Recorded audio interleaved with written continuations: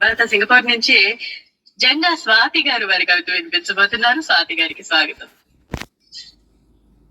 వేదికను అలంకరించిన లక్ష్మీప్రసాద్ యాదలగడ్డ గారికి, విశిష్ట అతిథి భువనచంద్ర గారికి, వంశీ రామరాజు గారికి, మిగతా వారి పెద్దలందరికీ నా నమస్కారం.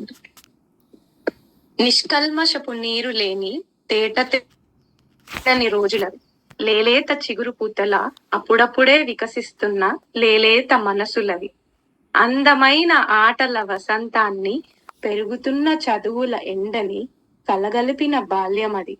అమ్మ చేతి తీపిని, నాన్న చేతి ఘాటుని రుచి చూసిన అల్లరి ప్రాయమది.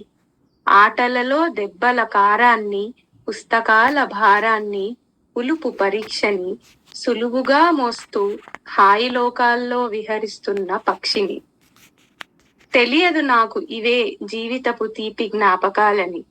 మున్ముందు ఎదురు వచ్చే సవాళ్ళకి తొలి పాఠ్యాలు, గెలుపు పునాదులని. పచ్చని పొలాల మధ్య మామిడి చెట్లతో దాగుడు మూతలు, తోటమాలి కారాల అరుపులు, వగరుల పరుగులు,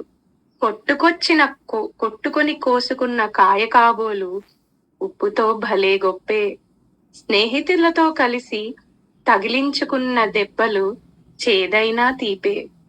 కోయిలమ్మతో పోటీ పడిన రాగాలు, వేప పువ్వు వేటలో గూనపెంకులు దాటి ఎక్కిన చెట్లు, వేప పువ్వు కోసి పక్కింట్లో మరిచినందుకు అమ్మతో తిట్లు చివాట్లు, ఆడిపాడి అలిసిన ఒంటికి స్వాంతనిస్తూ తీపి బొబ్బట్లు, అన్నిటికన్నా మెత్తది కరకరలాడే బొబ్బట్టు నాకే కావాలని అమ్మతో సరదా ఇక్కట్లు. షడ్రుచులను ప్రతిరోజు ఆస్వాదిస్తూ అద్భుతంగా గడిచిన బాల్యపు ఉగాది. బరువుతో బాధ్యతల యుద్ధం చేస్తూ అలసిన పెద్దరికం మరిచి చిన్న చిన్న ఆనందాలు ఆస్వాదించే తత్వాన్ని గుర్తు చేయాల్సిన తరుణమిది. ఇవన్నీ పాటించి జీవిస్తే అదే నిజమైన మధురమైన ఉగాది. నాకు ఈ అవకాశాన్ని ఇచ్చిన పెద్దలందరికీ నా కృతజ్ఞతలు. ధన్యవాదాలు స్వాతి గారు. నిజంగానే ఆ రోజుల్లో మనకి ఆ విలువ తెలియలేదు కదా. ఆ రోజుల్లో విలువ అంత హాయిగా ఉన్నామో అనిపిస్తుంది ఇప్పుడు. చాలా బాగుందండి, చక్కగా కూర్చారు. మీ కవితను చాలా చక్కగా వచ్చింది. ధన్యవాదాలండి. తర్వాత స్వాతి గారు బాగున్నారా? బాగున్నానండి.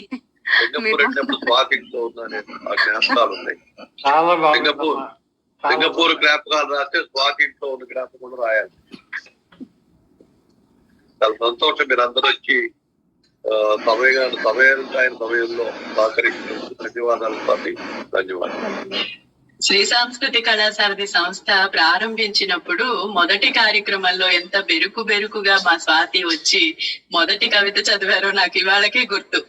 ఇవాళ ఒక పద్య శతక కవయిత్రిగా తను ఎదగడం, ఈ 3-4 సంవత్సరాల్లో ఇంత చక్కటి కవితలను రాస్తూ తన పేరు సంపాదించుకోవడం చాలా సంతోషంగా ఉంటుంది. మా చెల్లెలు అని గర్వంగా మేము చెప్పుకుంటాం. ధన్యవాదాలు. మీ అందరి ఆశీస్సులు, మీ అందరితోనే ఇంకా ముందుకు నడుస్తున్నాను కాబట్టి ఇవన్నీ జరుగుతున్నాయి. భగవంతుడి దయమ్మ మనందరిని అందుకే అలా కలిపాడు.